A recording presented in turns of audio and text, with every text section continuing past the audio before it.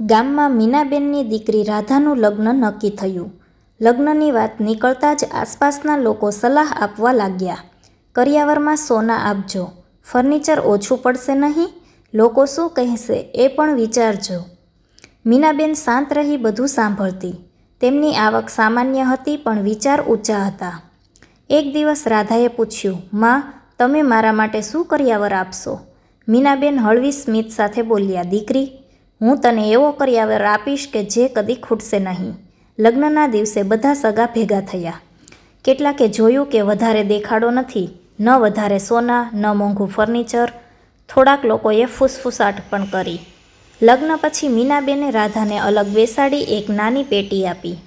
રાધાએ ખોલી તો અંદર સુંદર પુસ્તક, એક ડાયરી અને પત્ર હતો. પત્રમાં લખેલું હતું, દીકરી, હું તને ધીરજ આપી છે, જેથી તું દરેક પરિસ્થિતિમાં મજબૂત રહીશ. હું તને સંસ્કાર આપ્યા છે, જેથી તું બધાના દિલ જીતી શકીશ. હું તને આત્મસન્માન આપ્યું છે, જેથી તું ક્યારેય પોતાને ઓછું નહીં સમજશે. આ જ તારો સાચો કરિયાવર છે. રાધાની આંખમાં આંસુ આવી ગયા. સમય પસાર થયો. રાધા પોતાના સસરાના ઘરમાં પ્રેમ, સમજદારી અને સંયમથી સૌની લાડકી બની. મુશ્કેલી આવે ત્યારે એ સમજથી કામ લેતી. ધીમે ધીમે સૌએ માન્યું કે દીકરી માત્ર ઘર નહીં, આખું પરિવાર સંભાળે છે. એક દિવસ સાસુએ ગર્વથી કહ્યું, અમારા ઘરમાં સોના નહીં પણ સંસ્કારની દોલત આવી છે.